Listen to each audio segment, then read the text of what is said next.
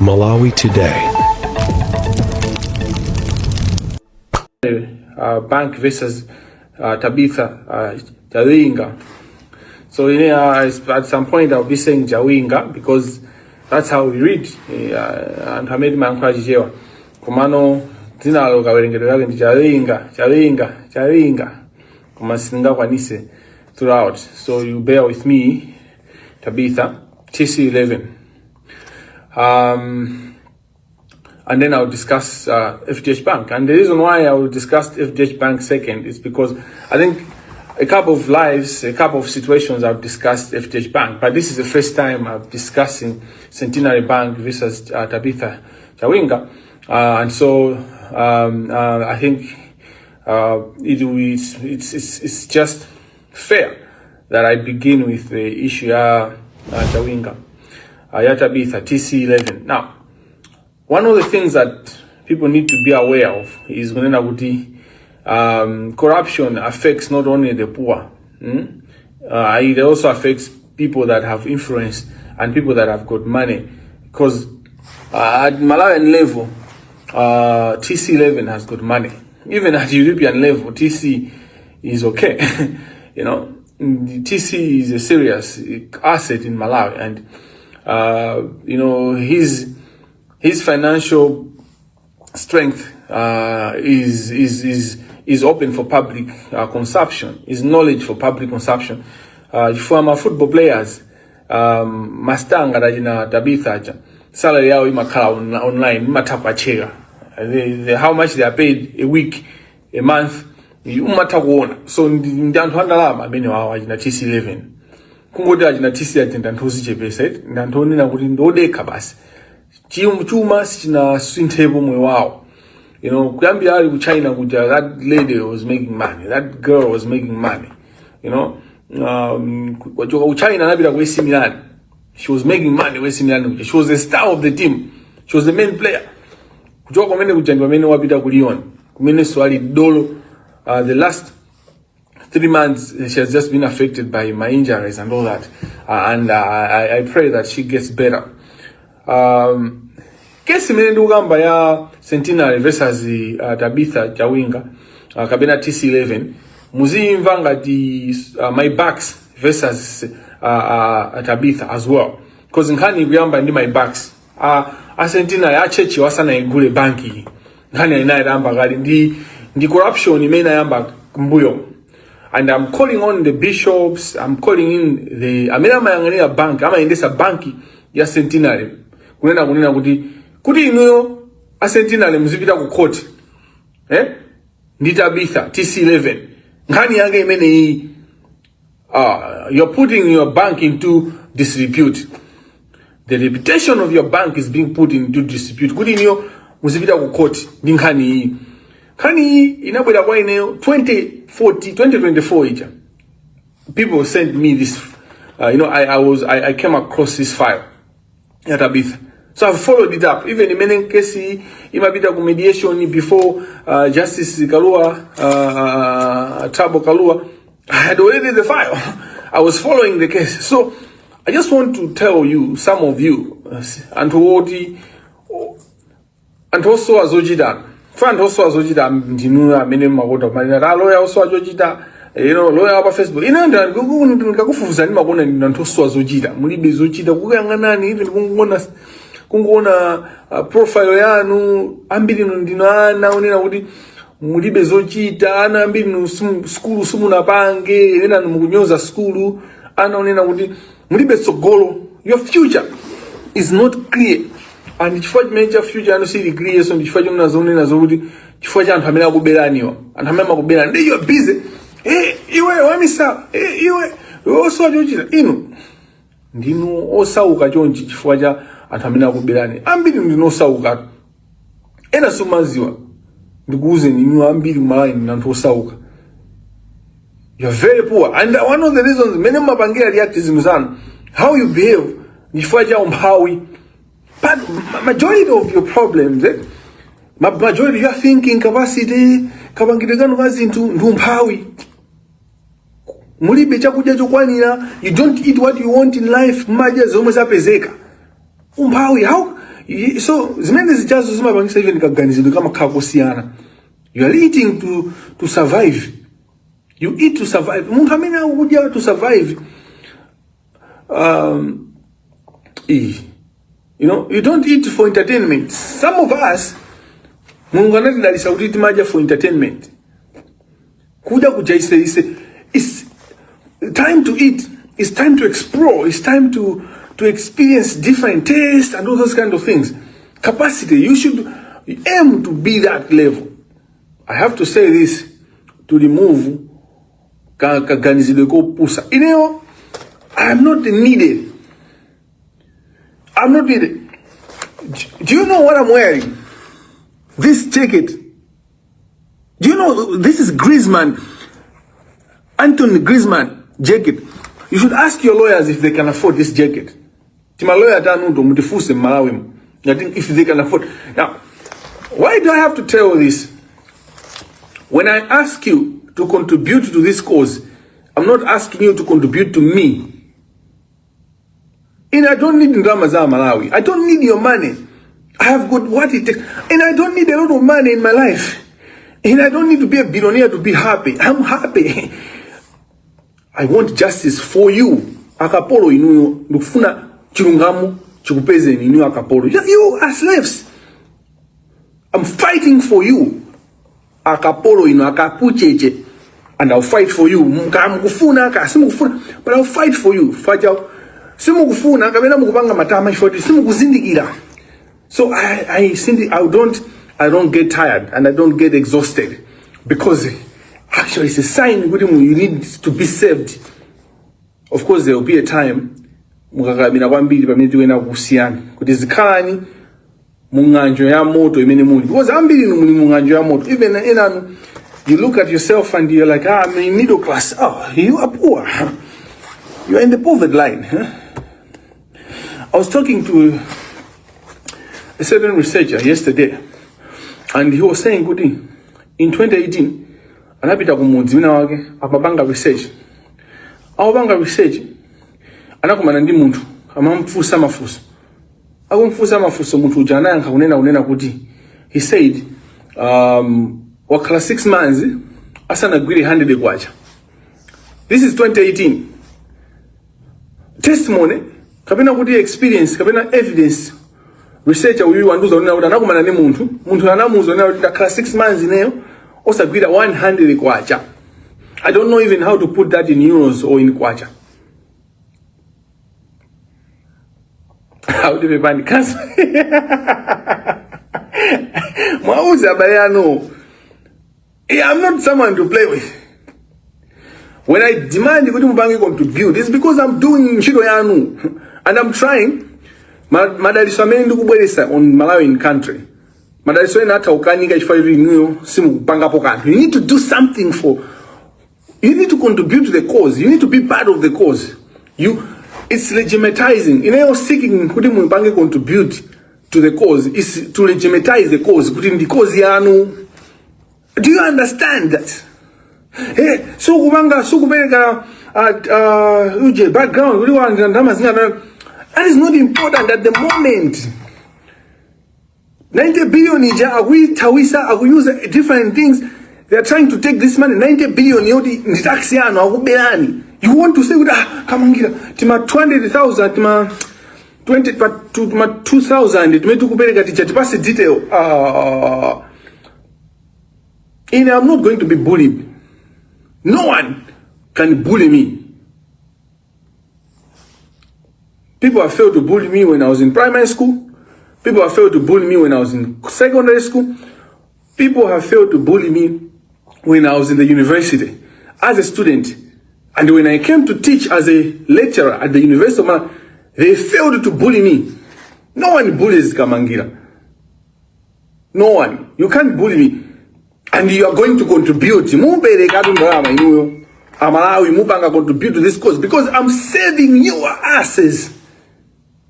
Yes, I'm saving your asses. I'm saving that pastor's ass. And to pusa.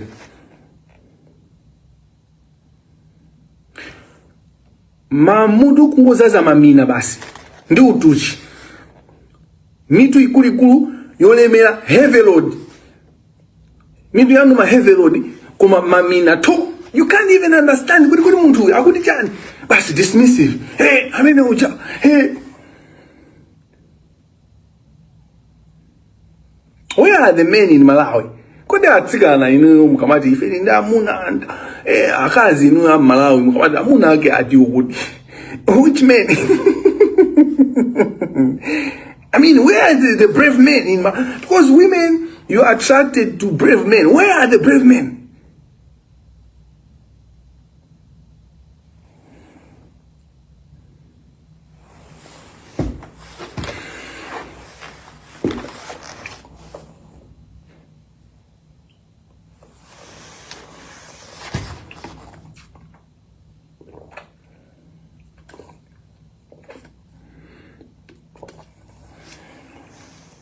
Hey, my husband this, my boyfriend that. The real boyfriend will fight for your generation, will fight for generations. They will not just fight for you. A man that loves you will fight for your kids before your kids even are born. For your kids' grandchildren. For your kids' children. A little woman will fight for your children before even they are born. For their children. That's a real man. That's a real man who loves you beyond today. Chikondi, chimakaraja beyond, chizikarajo yangana. It's generational love. We should be talking about generational love. I want you guys to be discussing generational love. My relationship, my marriage, you should be discussing generational love. Anyways, now and all that.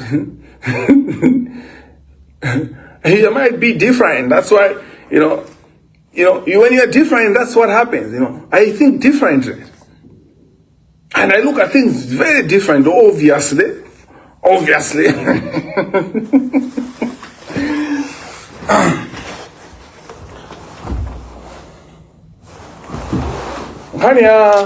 TC11, what happened is in 2021, TC anakagula malo kunzeza kulilongwe.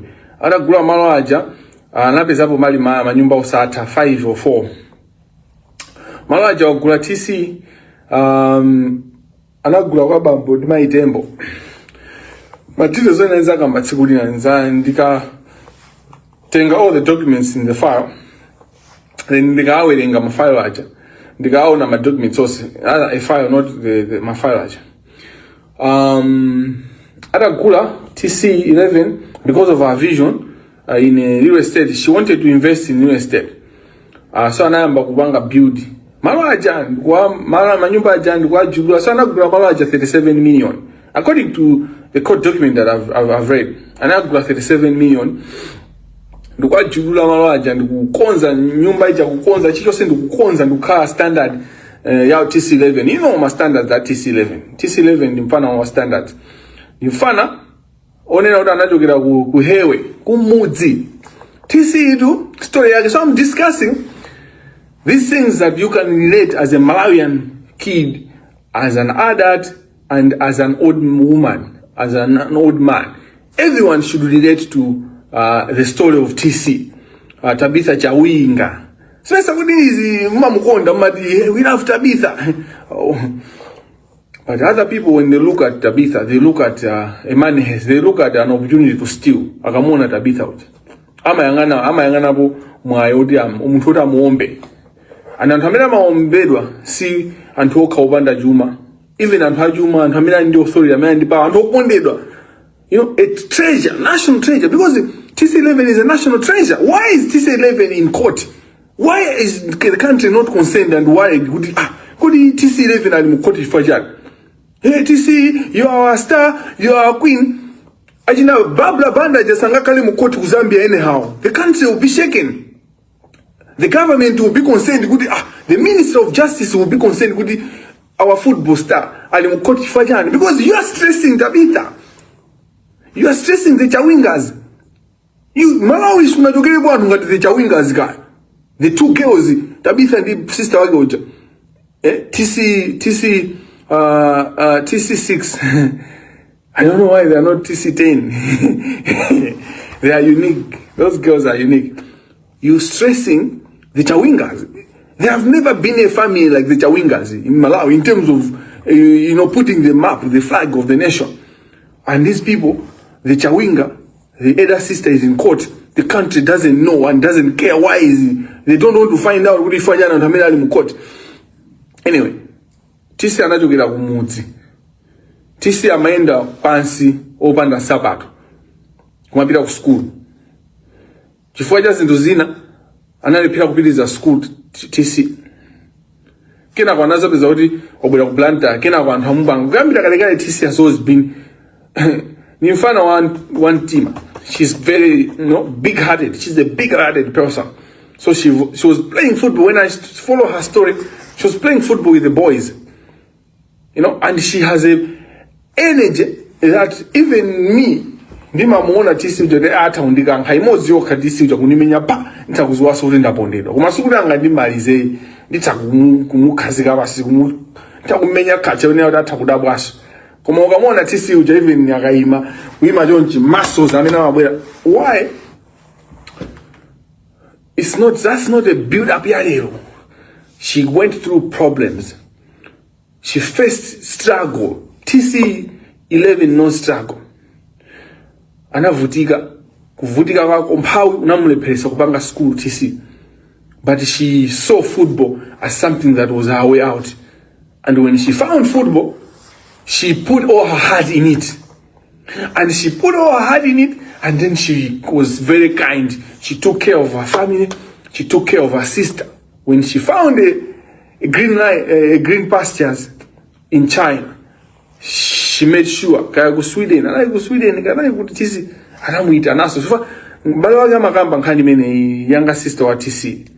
The star in America, the best player in American football. And the American football yake did advanced as well, the female football.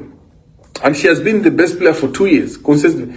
Kuma story yake ndio sister wake wankulu anamutenga mbale wake kuti ase tiyo ntchito ndezi zasikana zeze zimagwira ntchito mupiji muja ukaziona mene chimathamangira TC6 chimachoka ukafika uku akugwira ntchito asikana.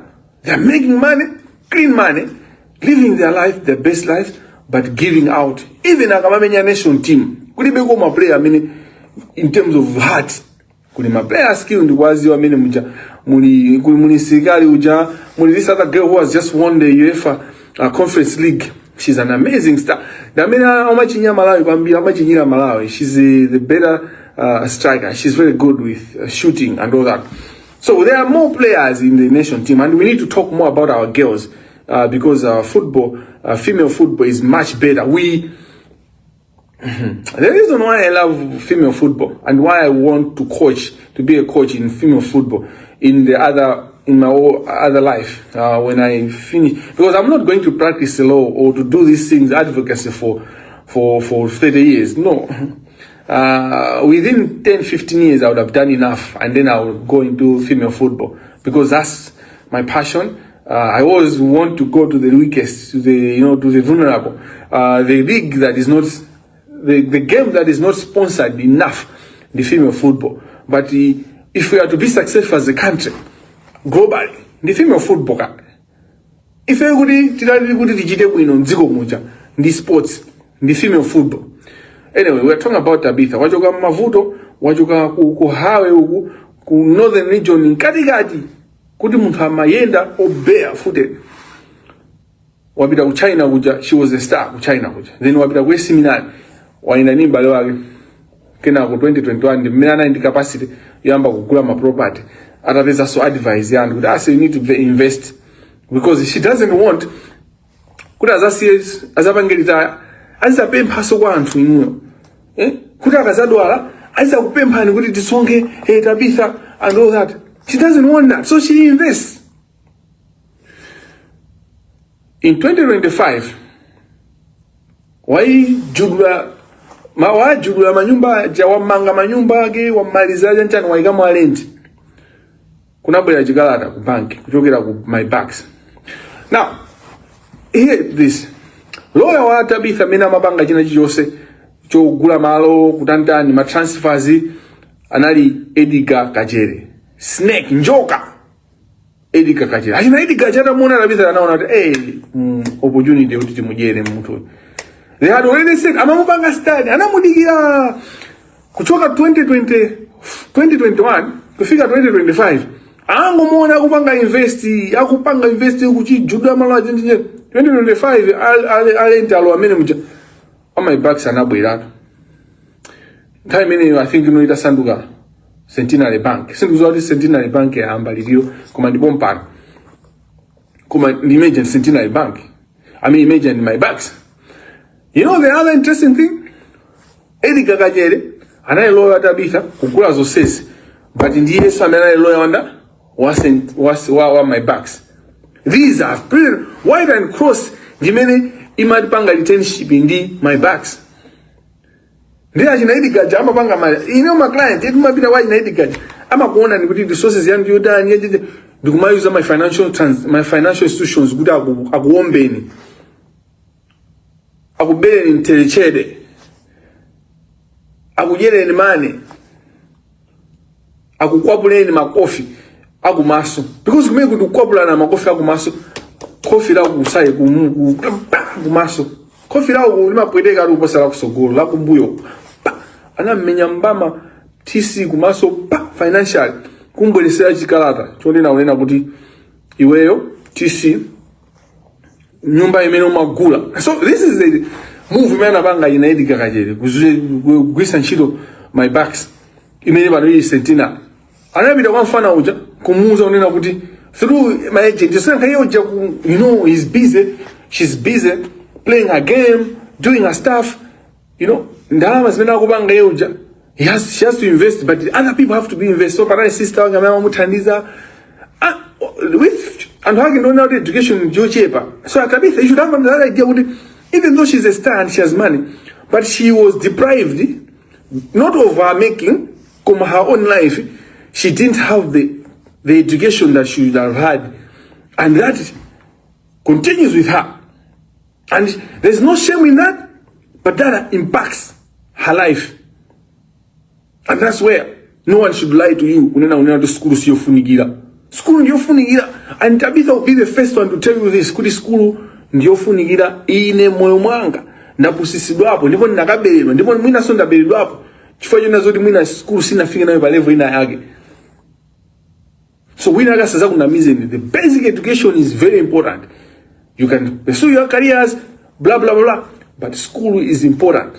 Even ukaganika school wosati chifanya umapanga olesi kabena jani. Kumachifanya mwavuta meuna kumana nao. Never undermine education. Musazakali kuli mutawezi kuna miza. School ndiyo chikape. School ndiyo panda chito. Ndipo zi a minister of sports akuvutika chonchija kufuna kutuluka misonzi. Because muntu jata amavutika myoja mafuna kutuluka magazi. My people football. My people football. My people football, not the football. My people football. Why don't you why not answer with power? Why not answer with power? Anyway. My people football. Tabitha magaiza aja anamtembenugira. Ainaidika aja kuzera mwantu wena kumuzora iwe nyumbai munagula mene magula kwa muntu amene munagula anali atatenga ngongole ku banki anali atatenga 22 million kama 21 million then drama for over the 20 million over the years drama je samatani sama ili bila pano yafika 63 million.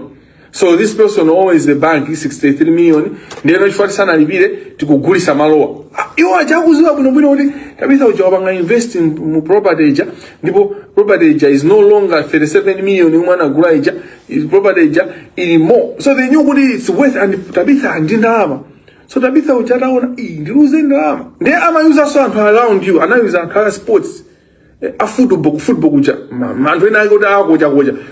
Antu haja kumamulangiza Tabitha menezili ngata kumfunira zabwino ungolipira ifoti zikatuluka izizi wewe career yako kumwika pa mpeni wona kuti muntu jalina upanga deal. Edgar ni muntu oyipa. Edgar Kajere is a snake. He's evil. He smiles, and he's smiling again. He has a smile. When he's smiling, he wants to bite. Black mamba. When he's smiling, the black mamba is poison. He's moving on to another victim. That's the caliber of Edgar. Wapona gida and this smile yake sunaye ama panga ka smile kake. Kuma wapona gida sama segelera. Kuma ama ka segelera ama kasona guda agu wombani. Frankie Mbeda andika smile also kake. Ama kalanga dimabeba jasa kuzua ngati njomba. Namboyere ukutenda uli.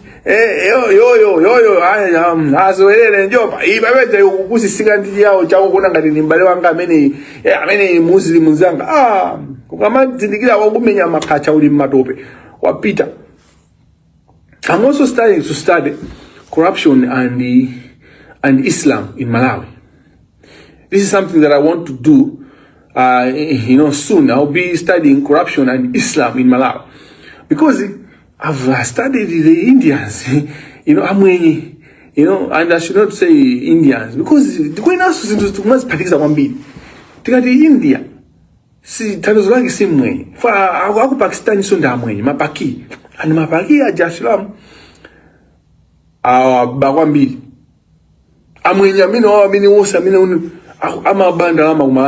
Through tax evasion, through banking, contract, there are people that are going to the same mosques. They are the same, they want to study corruption and Islam in Malawi. Of course, there are a lot of Christians. As you know, they are Catholic. Saulos Klaus Chilima is Catholic. And then my church in Pentecost, Ajina Jaquera, Minoa Bela, Umbela Jaquera, Mujawa Bela, Zuchi Sabanyaz Guba, Kumango, Amango, Jonchi, Kumapita Nazu, Kasia, Mukroze Jaquera. That's how I was saying. It's not Muslim, but there's a systematic corruption and financial fraud within a community that is associated with Islam. So I want to study that. Because, as I keep saying, in his enthusiasm, study guy, I don't just come here. Fana uja, akumuza uja, mtu yanade nga ngongole, unagula nyumba, unagula malo, pali ngongole. So you see, how did Edgar Kajere allow his client to buy a property, yoti pali ngongole? Whose liability was it? Ngati lawyer, akumuthandiza muntu kuti agule malo ntchito imene umayamba kuyamba umapita kuchani kulanzi kuja kukapanga chani search, what we call a search. You do a search, a basic thing. So Abamasa, I'm calling in Malawi Law Society to investigate Edgar Kajere on the transaction, his role that he played to try to defraud the Tabitha TC11. Edgar ndi mbava Edgar and the Malawi Law Society wena kumpanga this, I went to disbar. I went to choose as a children song at lawyer. For this was not incompetence. This was a clear a fraud that he was engaged with. Edgar Kajere is a clear fraud, and I will be writing a letter soon. Before this live, command my club busy. I've been too busy in the last 2 months. You have no idea. Commando na katidani. Ndini makalata panoba mwina 20 oti ndilembe mufake mwene komano it's better to lemba mochedwa than kulemba mwansanga pali makalata ambiri my threats to life, how people have been threatening me chanchani, and I know my movements amene akuchitika and mena akupangira ma move. I know my Malawians, all Malawians that make movement then kuze na Malawi kumalawi kuzigawenga zinazo zikamachoka kumalawi kumapita ku UK kabena kumapita kumaboya kwa island ni maziwa. So wenga uli chigawenga or you are involved or you are suspect of crime ndio kuchoka ku Malawi kuja kuboya kwa island. You think I should not know? I will know guy, because that's part of my security detail. So no, that's part of my security detail. Iwe Masangwi, I know you're coming to Ireland. That's my security detail. I know how you want to come to Ireland. You're welcome, by the way. But you should know that I know that you're coming to Ireland, because that's my part of my security detail. No Malawian who has the crime, who is suspicious who travel to the UK or to Ireland without me knowing. I know I've got intel.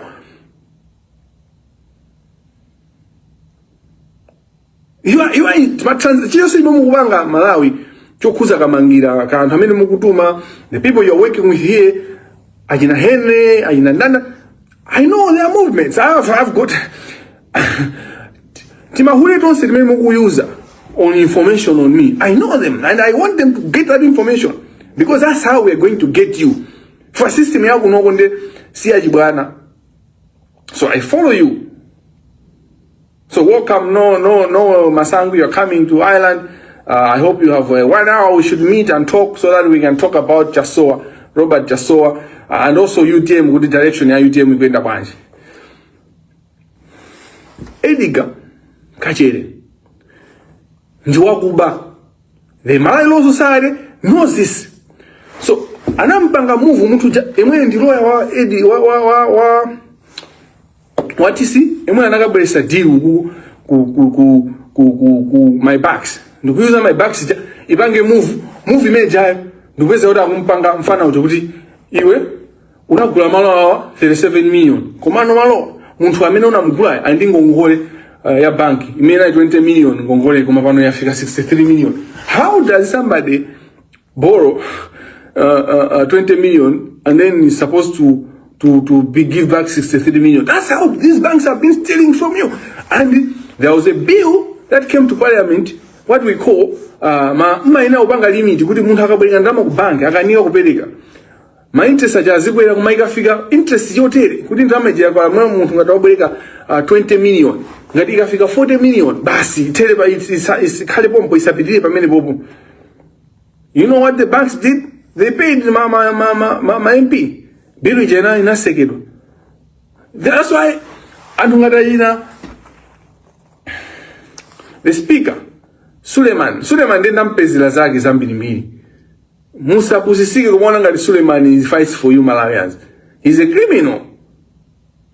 I'll be writing a document, a letter, an official letter to the relevant authorities. I'm trying to figure out, do I write to ACB or do I write to FIA, Financial Intelligence Authority? I've got evidence against the Speaker of the House in terms of asali speaker time neos. Ababa watenga drama mwambiri mbiri. Koma pale baba asali speaker mucha. You know, akuyankula molongo, akulongola madila zafeteleza zomwezi. He knows what I'm talking about. He knows what I'm doing. And even how MCP akuziwa zimendu kukamba baba. These people, they all stealing from you. Ka MCP, ka DPP, all they're doing is stealing from you. And you are there kuma pembeza nkamene wako. Ndifake ndikunena kuti mulingati taiga nakuza ntaina kuti neyo galu wanga ndiku nthawi imeneyo ndi galu in 20 when was that? I think 2023, 2003, 2002, 2005, ndinali ndi galu zinakana taiga anakhala pa chingwe mamanga kuseri kwa nyumba timakhala mu mu compound then kunali kumangochi. Now kumangochi ground yake limakhala jani la nchenga, so agawa amatha kumba mosavuta njanja. So the mamwika side yona kuti sangama kumbe in the compound. Then this other day ntamanga ankazi sewera taiga oja kena wanabiza kuti anazimangira mpano mamva kupweteka ngumalia agalo aja akazimpanga. So then napita kuti ndikamasule koma kuti kummasulako amamva kupweteka then anandibiza kuti wandiruma atandituma almost just kungomusiya kuti akhale koma naona kuti uyu sizienda then napilira anandituma pamwendo usati pankono anandituma pamwendo uku ndikumpanga zintake, which was the only time Tiger made an attempt kuti andirume. So napilira atandituma ndikumva kupweteka ndikumuchosa kena wanaza zindirano ndiri in process kuti muntu uyu suda afuna ndipweteka, he is trying to save me, mbuyanga ifani manjisa ndine mampasa zakudya ndine and everything. I was taking care of Tiger then anandisiya. So this is exactly what you Malawians are doing, ngine ndikuchosani pa change chimene chikupwetekani pa khosi ndiye chifukwa choti ndikuchosa chimapweteka kaye ndiye chikupweteka kaye ndiye mukundiluma tiana tosa samba chimene tikumayankhula pa Facebook kuyankhula mwantuwa o ma beneficiaries azimayi amene akumadya ndalama za Malawi zokuba amene azimuna amene amapanga uhule faina amati akabandama amapangira tu uhule. Do you know that drama misongo yanu momwe agulire mankhwala anzipata there what they're doing is to use that money to sleep around with women, and those women obviously they will come and attack Kamangira. Anyway, this is not about me. In 2025 ija TC dala namba kumalipira 60 million ija until when she met advisor no, you should not go to court. So anapita ku court kanija kono injunction yomwe anatenga magazi anatenga injunction kuichosa utandanda mabito wake anapeza wina kesi yoyamba panopa magazi aja anapita ku court.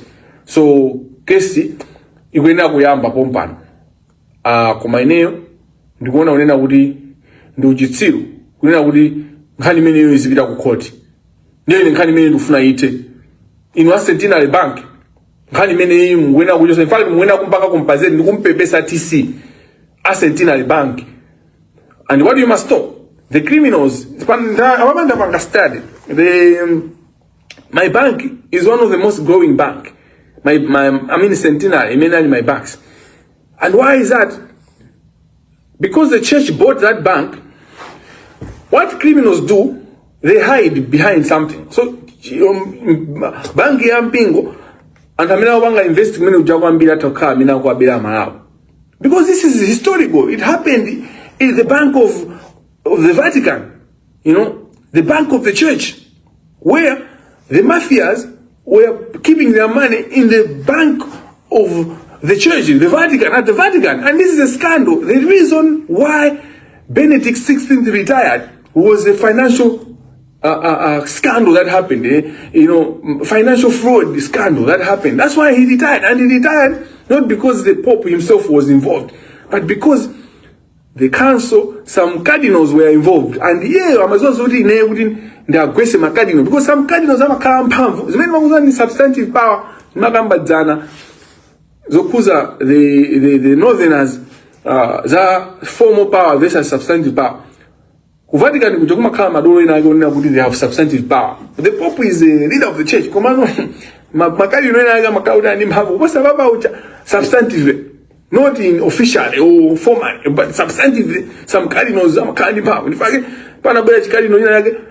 Pope Francis Aralemba, Zona Guri, Muzila Lisa, and her my gay people or lesbians. Just Chikadi no Nazarem, but Cardio in our ear is Zosiana and the Kamangira have Kuposa Bwana Pampan Chipafopa office, but and one other guy and she knows Sajirayo.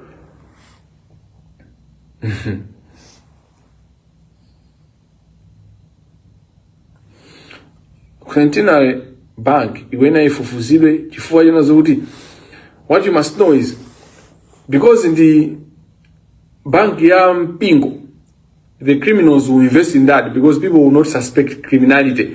The first side when you hear about the Centenary Mumvuzina Tadendira Mwanandira Mzimu Oyera Amen.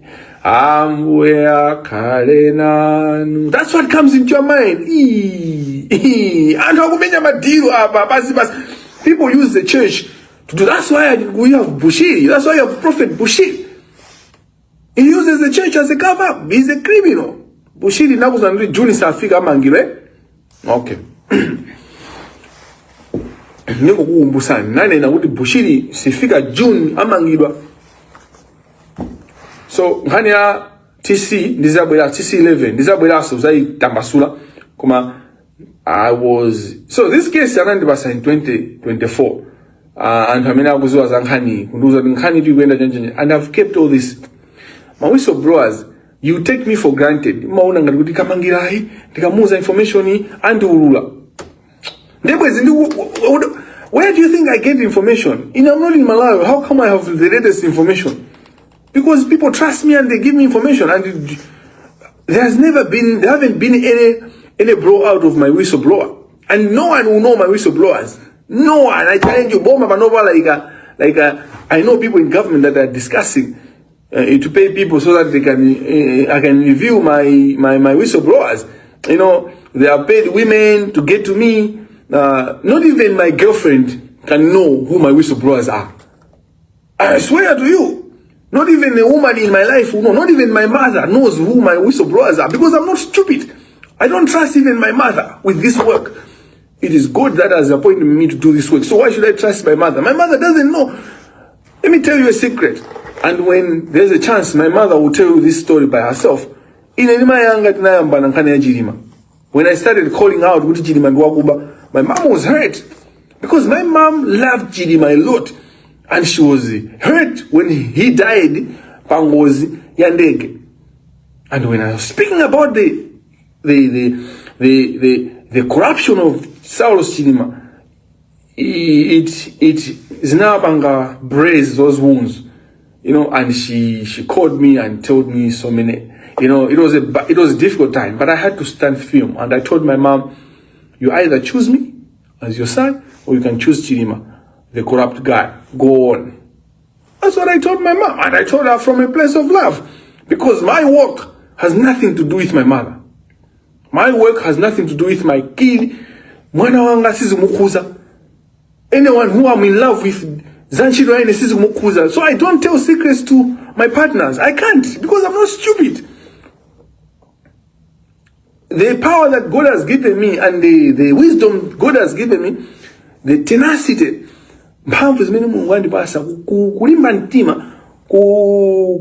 kulimba ntima kumasumine taunauti kutegera kumene Mulungu andipasa sikumene apasa anthu ena. So zisisi zimene zaulidwa kwa ine zimayenera kukhala mwa ineyo, chifukwa anthu enawo amene andizungulira alibe kutegera kumene ndili nako ineyo. So aboma amene mukupanga finance anthu adya ndalama zanuzo, koma sikuti they will find out my whistleblowers. Sizingateke ndipo by next week or 2 weeks time, depending on ndakuza ndikuti ndi ntchito yambiri, ndiye ma whistleblower atuluka kwambiri ifana haona zinthu zimene zikuthekera. Inu mukaza kuti from 2024 how have I been able to be consistent giving out information imene andisakuziwa? How come za Amelis Hotel inaziziwa anthu musanaziziwe noseni muli kumala background musamani ajinawanda msisha, they are journalists, their job is to report, but they did not know anything about Amelis Hotel. But I knew what Amelis Hotel was going on, and I knew. So we naziwa leo mundu kukuzani ninaziwa after within 2-3 weeks ndikumapanga tolera data yangu kumapanga kumapaliza 1+1. Amelis Hotel mwajitika zambiri and I have proven to you through Amelis Hotel, not only that I know information, but also I know what is happening. Nakukuzanuna kuti report hii satuluke is not enough. I told you report hii kutulusa ndikatewe imene kufuna kuti ituluke. What happens later on? Titampumisa ife amala titampumisa baba mulonda kuti asapange report achina mafuta namba mwabwera kumene kucho kumaza yankhula zinthu anthu mpaka na anthu anapangidwa suspend mpaka na malaisesa apangidwa revoke ama trustees. Now you have information. You mean kumabwera National Bank icho kumapanga zimene akupanga zita. You wouldn't have known this. You wouldn't have known good financial institutions in Malawi. They are a cartel. They are part of the cartel. If we are not continued with the investigation, bringing these other witnesses. So what are you talking about? What should I do to earn your trust? Malawi. And I'm not talking about to the decision makers. The decision makers already have their trust. They just can't accept. And the APM is captured, without doubt. What I've done within the 6 months of his presidency, the APM that I know, if he was not captured, he would have already said, my Judicial Service Commission, but APM right now is not in control. What do you know? Ben is out there. Hata kaudi wayankula zina zake zola kuika kabina wasiponyesa information and all that. And Ben, I've got a lot of problems with Ben. And he knows. And I can't speak here. Ben is holy, Ben Chisa. But Ben, if he's telling you, ABM is sick. ABM is sick. And for you, I've been quiet on this because Matenda Muntu got the president. ABM I wish ABM the best. And I think he has a good heart and he has good intentions for the country. So I speak Kumano, the faculty, Basi, Brian Banda, just to prove the effort that you have made in your DPP to prove now the ABM is not sick. That is suspicious. And so, you can't see the effort you are making to prove that the ABM is not sick. Any person who is 85 years old and above, that person is sick. Hello? No matter how your health system is, 85,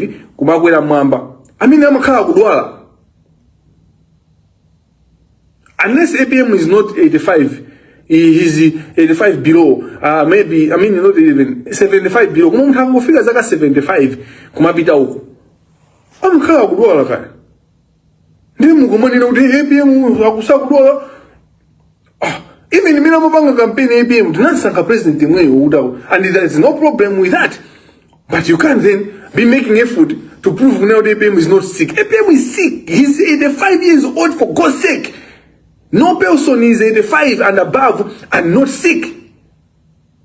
So you are stupid. All of you who think Mubange Mastanti to prove that ABM is not sick. And you are doing that because you are dealing with a population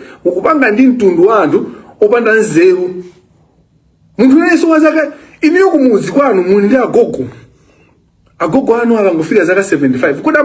And we're not saying ABM is going to die. I pray that ABM survives and is strong. But we want ABM who is working.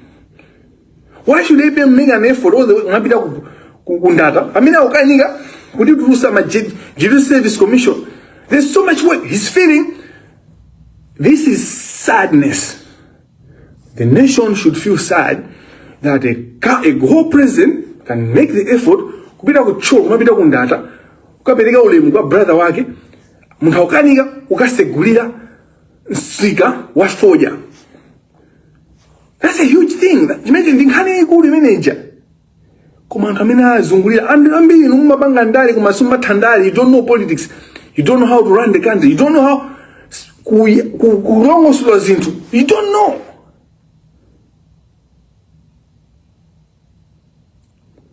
And the country, this is sealed, this is celebrated. And you think you can run the country with stance. We can't allow the 5-6 years yaji na jabwela age. Kuti jidike so baba. Simensi zitega.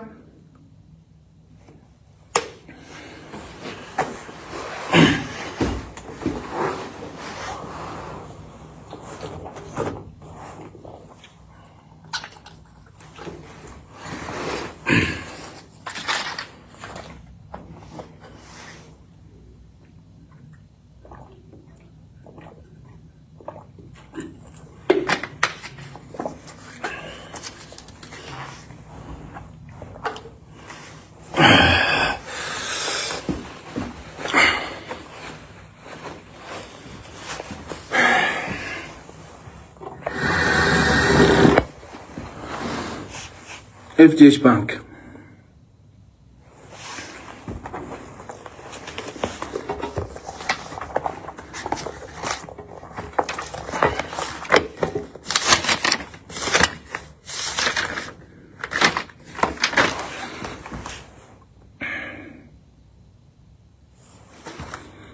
FDH Bank ndio pega kuri fotokoza chifaina zoti ndabereka maumboni ama transactions mena naendera, and that's just part of it. Bali so much my transactions apa mpamba aya domani amena mabita ngati allowance mwantu. There are a lot of them which raises questions to say kunena kuti munthu atha kusegula manamba la osiyana either prior to the election, just before the election, or even in months preparation, syndicate. Ata umasigula manamba mbili kuzatumizira so the auditing of the make expenditure year 2018, 2019, 2020 election is very important. But to begin with, Jean Munyenyembe has got a lot of answers to tell us, or a lot of answers to give us, a lot of explanation to give to this country. I'll just, ndingo ndingo zepu, ndingo menyaka zepu, kwa diza zepu zinachokera kuti mate zepu, chan, please educate me on the zepu thing. So ningo kamba izo ndizo zomwe zingakhali kuti ngati my leading issues, the questions that I have, the issues that I have. Chambira nchonena kuti palima a lot of governance issues that arise on the FTH Bank. How it has 98% of almost all the businesses from government ikubangala in the FTH Bank. That's already a problem. You need to distribute in the Standard Bank, in the National Bank, in the CTH Bank, Ministry ya kuba CTH Bank, National Bank mkuzwa kali it implicated issue ya finance ya Melis Hotel, tindima bank osiana boma kuli for efficiency and all those kind of things. Twitter do igone ngadi kumana nazo. Phone is about to go off, so the Twitter community. Anyway, Twitter, TikTok, sorry.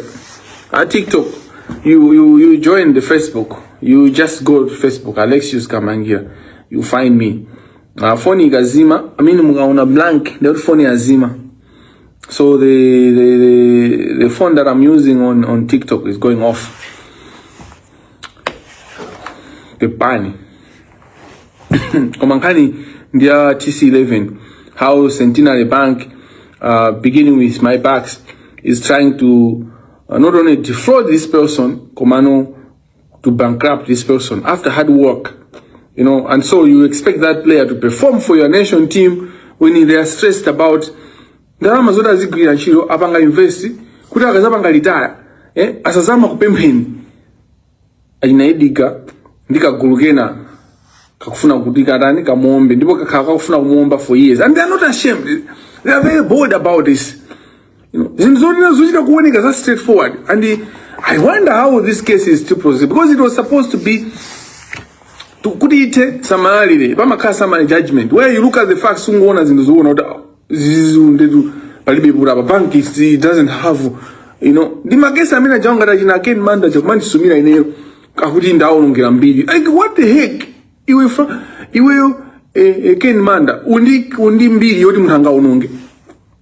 Iweyo Ken Manda undi mbiri yoti munthu angaiononge.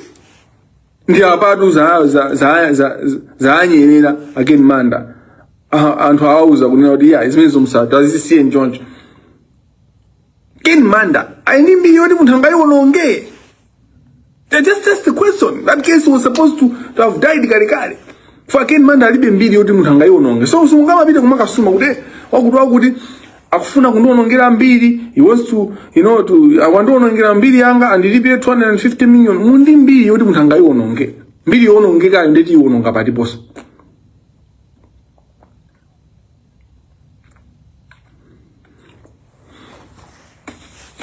Governance issues that arise on the election case, ma documents amenda kutumizira naja kuli, how was the chief elections officer having their own account? That's what the government of Malawi should tell us. The current government, which is also DBP, how many is when I DBP in there, afoto koza bwino.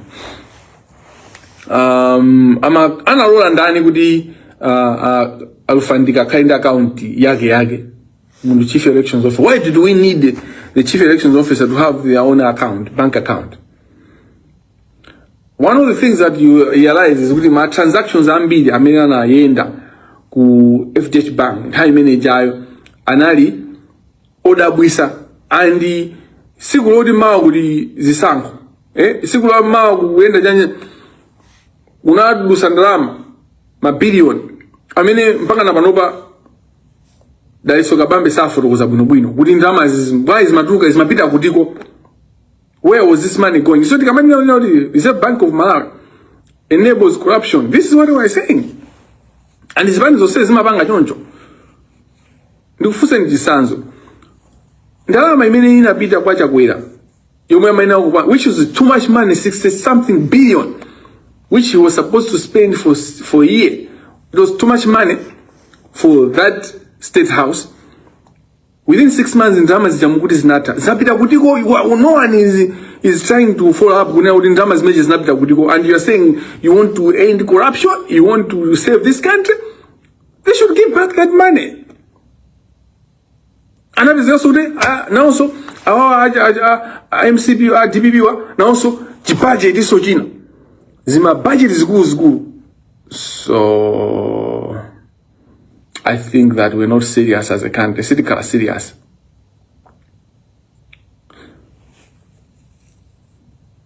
And the third revolution, what third revolution can Kabambe lead? Because that guy is I'm corruption. So you can't expect Kabambe to save this country or to lead this country to Canaan or to wherever you want to go. Why do you want to go to Israel? Osabita kumangoji bwanji tumonkipe. Mbito keep Maclear. This country keep Maclear. Where there is a lake, Yanchani, or Mumbo Island. Lead this country to Mumbo Island. Do you know Malawi has got one of the most beautiful islands in the world?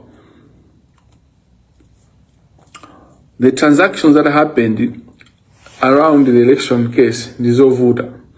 You know, I've got so many documents, but I can't share some of those documents because those documents have to be in court. Kuma is made up guideline by Facebook page banga provides a prima facie case against the DPP government, then against Alfandika, against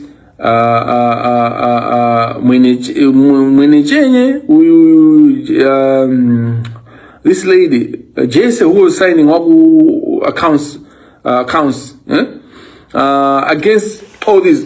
Definitely, drama zina bida ku fat and printers. Fat and printers, they printed out in material sheet. Kulin drama zina bida. Amwenye they never held accountable in this country. Malawi, akangoba 10 million. Ama bezeka tu Wapangidwa. Kungoba tu 10 million. Ama bezeka Wapangidwa. Amwenye akakuba billion. They are never arrested. So where is our pride as a country? Kuda amwenyewa. Chani kwenu anatijesa chani. Anatiroza chani. Ajina fat and printers iwa. There should be a head account of Mulin Drama Zvezina Peter Fat and printers. Sangazi Bangi explain. Why do Indians get away? Our Malisiwa, they are getting away. And you're watching. Yusuf is getting away. You know, Yusuf. Akumuta wisa ajina mbeta. Pana umabita kukoti kuchomapanga zao. What these people have done, they are going behind a financial court. Yomwe kugira buno. Once ajina, you know, ajina Love Mojuko, right? Justice of Appeal, Love Mojuko. I'm a Deputy Chief Justice. Amazon and 1-0 commando pandanzero. You know, Ulinda mina wabanga manage page Jeff. And I'm wabanga manage agwa tu mandi chukoba. So this morning, something funny happened, but very, very fundamental. Olo mtu wani Jordan ajina Levi, Sidisia, ndipo mabwana amena kubasa ndrama kuti muzitu kwa na abaka, mzia nkula zoduka mutu, ndrama zimezi mkujela zomaliza. Ndrama zimezi mkujela zomaliza. This morning, dinazaona judgment, pa page so there's a Malawi judiciary page pa Facebook. And I am going respond after Kamangira came out and started revealing them. So afuna zuo nesa uda tukugira nchido we account aboja nyanya. Inu uda Kamangira Facebook ingatani. Kwa wene umbuli ndi jopya wambili. Umbuli ufuna dala. Maka umbuli ufuna dala. Ignorance. So analemba nkani yokuza ajina Yusuf Ichewuta anapita ku court. Remember kuti before April, a justice Professor Edison Kapindu anatusa chigamu choa kana magaiza Yusuf Investment amalis kuti ma accounts awo atsegulidwe kuma amafuna so kunena kuti ya amapanga injunction imene yonena kuti ma accounts awo atsegulidwe kana osamana kuti court lipange chigamu chake cha decision yonena kuti ma accounts wasekedwe. Was that decision timati judicial review apange review that decision. Now when the issue came before court, which they had tried, kudusa kublanta ifana ndi anthu amene amafuna kuti apange deal with that judgment. And they breached all the procedures. Uyu Gabriel wa GK Associates. When Malawi Society is watching. Have you heard anything from the president to Malawi Society when the progress here Malawi Hotel? I was not kudigira guy. They are part of the corruption. Aina Edgar Kajeda Jandi Davis and Jovu, they have been together for the last 30 years. Nilani na gayo na udikuri mufuvuze ma conversations amina makana o ma phone kwa amina malandila aina Davis and Jovu ama jokira makoti mu janje. I know Davis and Jovu, how involved he is in the corruption. I know. Davis and Jovu anani mangapo betray new personal. When the Supreme Court in 2021 did what they did, I looked at Edgar, meaning at Davis Njovu as one senior person that I trusted. I'm going to talk Jan. I expected him. He called me. What's going on, Alexius? I see good. You have gone ballistic with the Supreme Court. What's going on? I want to just to understand.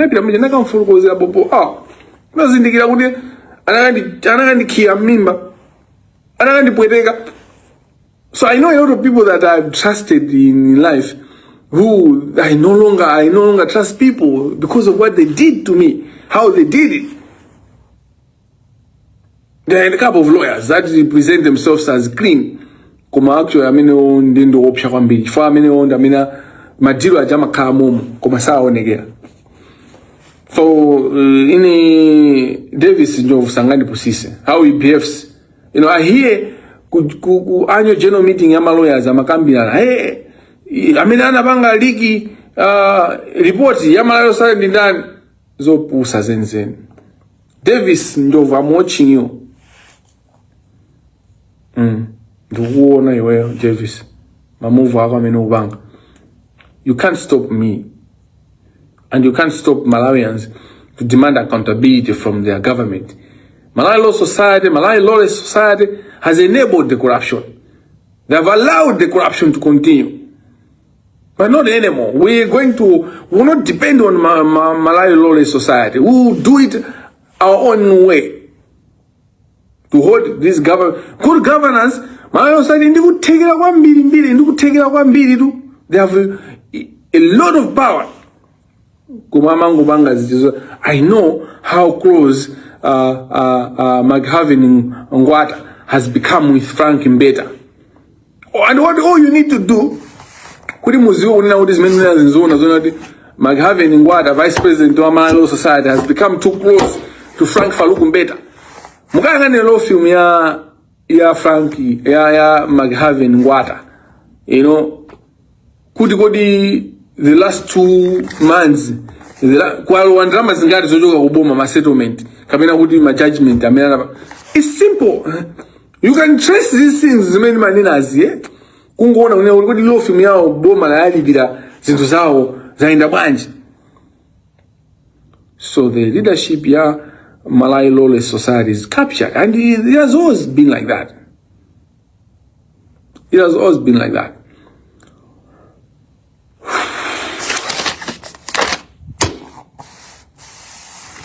FDH Bank has continued to be used as a platform. So the election case, it was not just about the elections. You know, it was fighting for who is going to be stealing. When Pinganjira Mina Madenga Drama is Jaman Pasa Frank Mbeta. 100 million Imana Pasa Frank Mbeta. Cash. Kutaka Beregi kwa majaji, kuzera mwajiko. It was about protecting the corruption that was going on there. Kuti sono inu, boma alilika sintakatenga ajina chilima, ajina chakwera. Sono izizi, so they do everything. That's why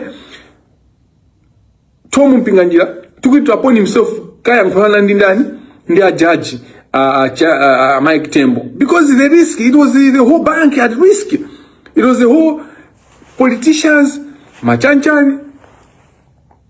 So, bado mene majirika jeno mona ngana takumini nana, ufuru wanu kuta aindese dziko liende bune, they were fighting. They were fighting for who is going to be stealing from Malawians. Ama minyana migodi. Iniyo ndi ngodi ka. Misonko yanu ndi ngodi. Daya kuna tawe ya Itali. I am tired. Komanda toba sondia Malawi. Ongo mvetsela zimene ndi kukambazi. Basi njipwi kumadigira umango yankula zintu. Ndiyeno umapanga pojani.